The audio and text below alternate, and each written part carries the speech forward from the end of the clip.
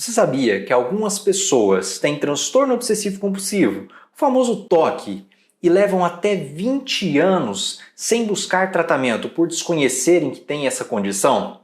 Meu nome é Danilo Borges, sou médico psiquiatra e hoje eu vou falar sobre algumas manifestações do TOC. Muitas são desconhecidas.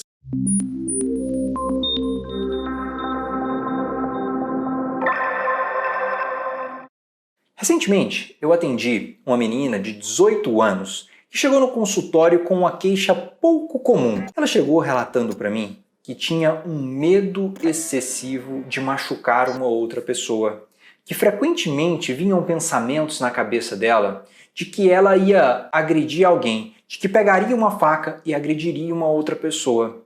E o interessante é que, quando eu estava conversando com ela, eu perguntei assim: mas como assim? Esse pensamento, você deseja fazer isso? Ela falou assim: não, pelo amor de Deus, doutor. Não é um pensamento que eu desejo. É um pensamento que vem na minha cabeça ali, do nada, contra a minha vontade. E aí eu fico muito incomodada e me sinto muito culpada por causa desse pensamento. Você sabia que isso pode ser uma manifestação de TOC? Nós sabemos que o transtorno obsessivo compulsivo, ele é caracterizado por obsessões e compulsões.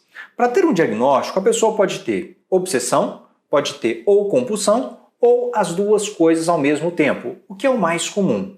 Mas o que vem a ser obsessão? Obsessão são pensamentos que invadem a cabeça da pessoa contra a vontade dela e não está de acordo com os desejos, com os valores que aquela pessoa possui. E esses pensamentos normalmente geram muito desconforto, geram ansiedade, muita ansiedade. Exemplos de obsessões. Nós temos a obsessão mais clara no TOC, que seria a obsessão de contaminação. Algumas pessoas falam que sentem medo de contrair o vírus do HIV. Logicamente, ninguém quer contrair o vírus do HIV. Só que algumas pessoas sentem um medo, que é um medo muitas vezes injustificável, um medo de contrair HIV encostando numa superfície, numa mesa, ou ainda cumprimentando uma pessoa, conversando com uma outra pessoa. Um medo exagerado e muitas vezes irracional com relação a ser contaminado. Podem apresentar outro tipo de medo de contaminação, como encostar numa maçaneta, encostar em qualquer lugar e pegar alguma doença. Outro tipo de obsessão. Algumas pessoas podem ter aquela obsessão de dúvida. Aquela dúvida com relação a: será que eu deixei a janela aberta? Vai acontecer de encharcar a minha casa, vai chover e vai molhar tudo, vai estragar tudo? Ou será que eu deixei o fogão ligado? Minha casa vai pegar fogo? Essa é uma obsessão de dúvida. Nós temos uma obsessão, e essa é muito desconhecida, que é a obsessão de pensamentos repugnantes. Algumas pessoas relatam, como essa minha paciente, um medo de agredir uma outra pessoa, um medo de jogar uma outra pessoa ali, empurrão no meio da rua, um medo, às vezes, também de um teor sexual. Algumas pessoas sentem medo de serem pedófilos. Olha que pensamento um tanto quanto incomum que muitos desconhecem. Vem pensamento na cabeça assim: nossa, será que eu sou pedófilo? Ou pensamento: será que eu sou homossexual? Um pensamento que invade a cabeça da pessoa e que não está de acordo com o que ela deseja, com o que ela acredita. Outro tipo de pensamento repugnante que muitas pessoas desconhecem é um pensamento de, às vezes, pegar uma criança no colo e soltar aquela criança e jogar ela no chão. E aí, de novo, é um pensamento que incomoda muito a pessoa porque não está de acordo com aquilo que ela deseja, com o que ela acredita. Já atendi uma outra paciente, uma mãe, que chegou com um bebê no colo de poucos meses e desesperada chorava e falava: doutor, toda hora me vem o pensamento de jogar o meu bebê no colo, mas eu amo esse meu filho.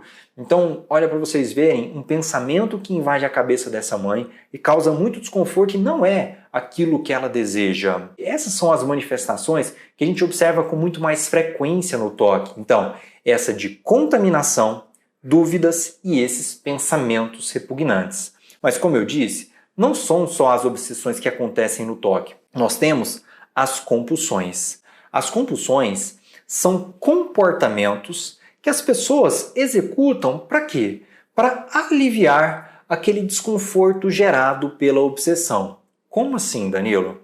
Pense comigo, se você está com medo de estar contaminado, se você está com um pensamento obsessivo de estar contaminado, o que naturalmente a pessoa faz? Ela vai lavar as mãos repetidas vezes. Um exemplo: vai ficar lavando as mãos repetidas vezes ali no intuito de não se contaminar com alguma coisa, contaminação e limpeza. Outra questão, se eu tenho dúvida se eu deixei o gás ligado, a minha janela aberta, o que eu faço? Eu executo a compulsão de verificar se o gás está ligado mesmo ou a janela está aberta.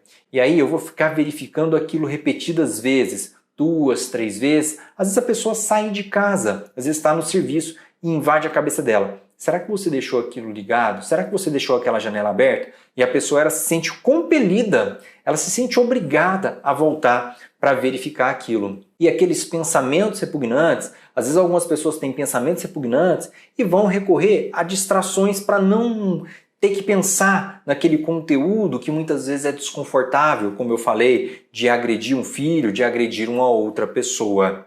Aqui nós temos as principais apresentações do toque: contaminação e limpeza, dúvida e verificação e pensamentos repugnantes.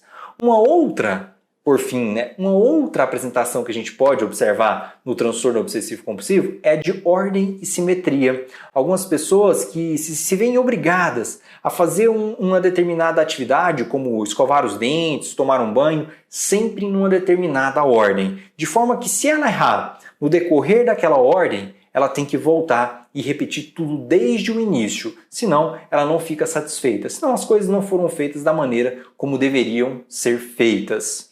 E aqui, às vezes a gente pode se perguntar, eu acho que eu tenho toque, porque eu verifico a minha porta, eu verifico o gás. O grande diferencial para a gente pensar aqui no toque e nesses sintomas que acontecem na população geral é o tempo e o sofrimento que o transtorno obsessivo-compulsivo causa nas pessoas que sofrem com essa condição.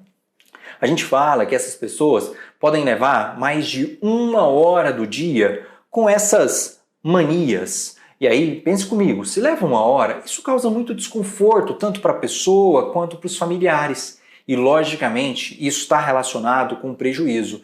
Prejuízo nas diversas esferas da vida, nos relacionamentos, no trabalho, no meio acadêmico. Aqui nós temos, então, as apresentações do transtorno obsessivo-compulsivo. Então, acho que começa a ficar claro por que algumas pessoas demoram tanto tempo para buscar ajuda. Porque, de fato, contaminação, limpeza, dúvida, verificação, ordem e simetria, quando a pessoa tem essas manias, o leigo sabe, qualquer um sabe que isso pode ser transtorno obsessivo-compulsivo.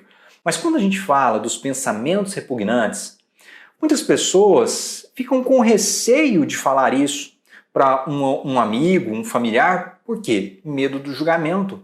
Imagine eu, se eu não soubesse o que é toque, eu falaria assim, poxa, eu tô com medo de agredir uma outra pessoa, tô com medo de pegar uma criança no colo e jogá-la no chão.